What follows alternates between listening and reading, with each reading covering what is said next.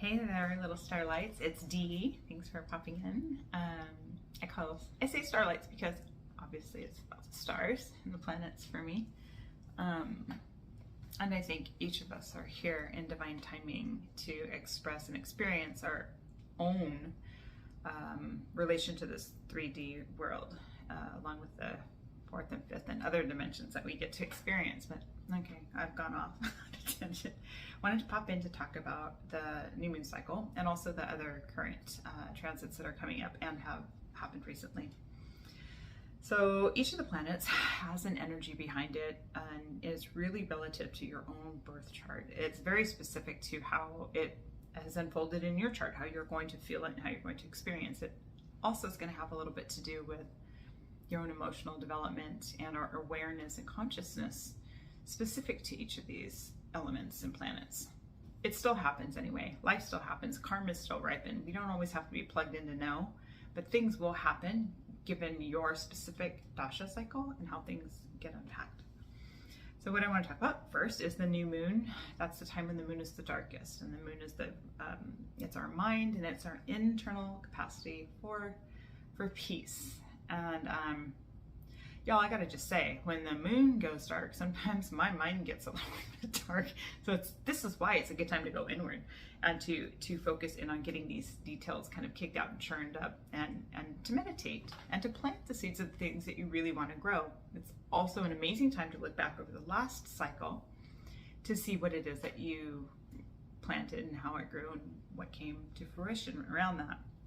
I love this placement though, and I'm already feeling it. This new moon is transiting through the sign of Cancer, and Cancer is the only place that has ruled the moon in the chart, in sidereal zodiac, and it's very specific to the nakshatra Pushya, which has to do with nourishment. I think the mother's breasts. Oh, I'm wearing a shirt that has all the sun. The moon's cycles. So Pushya has to do with the mother's breast, connection to care, and it's really where we're really sensitive and sensitized. So this is a perfect time to redouble your efforts on committing to taking care of yourself, maybe weeding out the things that are distracting, bringing yourself into balance, being in touch with nature. I say that because this little grounding, this watery placement can be really overwhelming sometimes for some people, but that can be counterbalanced by getting outdoors. Go barefoot, walk around, and in certain places where you need to wear a mask, please continue to do that. But outdoors, connecting with the earth and the elements. Like, we were not meant to live inside four walls with a roof. If you close your blinds so tightly, your circadian rhythms are thrown off and you're not even able to wake yourself with the sun. Or I shouldn't speak for others. I'm going to say I don't wake up with the sun unless I have my window cracked just slightly a little bit, and then I can see it. I know I'm talking all over the place. You can see Mars and Rahu are still together.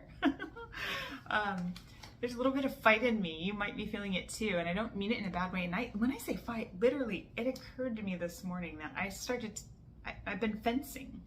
And that's new for me. That's completely new, opposite of yoga, but it's still a practice and it's still martial art, and it's still something that I find as a refined, very connected to others type of experience. So it's really fun. But Mars and Rahu together, with Mars is that fighter and he's in his own home and placement, so he's like ready to go at all times. And with Rahu, it gets exacerbated and kind of ramped up a little bit more, so exaggerated.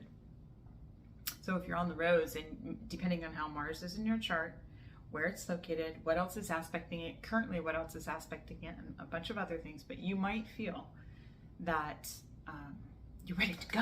You want to get it done, get it good. And for me, it's an 8th house ruler. So it could be either fears can crop up quickly, but they'll go away quickly, or I want to fight about it, or I want to clear the air. Just really depends on how you're feeling that.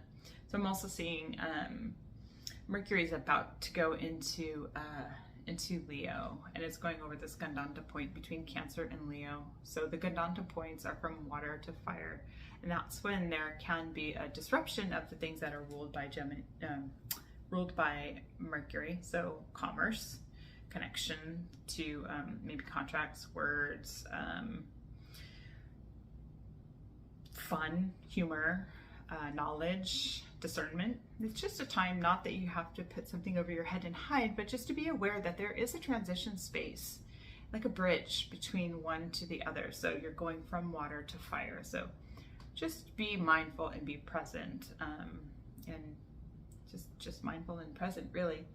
Then Saturn, it's still in its own placement. It's about to go station soon, and Jupiter is going retrograde at the end of the month, and it's in its own house placement now, so it does fine here for now. But I hear people saying things like, oh, it's intense, and it's intense.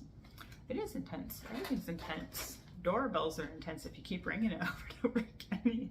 So the reason I'm saying any of this is that you have to take a look at everything together as a collective, not just one piece, not just the ascendant, not just this, not just that. And it's hard to do if you're putting out or sharing information online, which obviously you can only snap that. But if you want to know more about your chart, how it impacts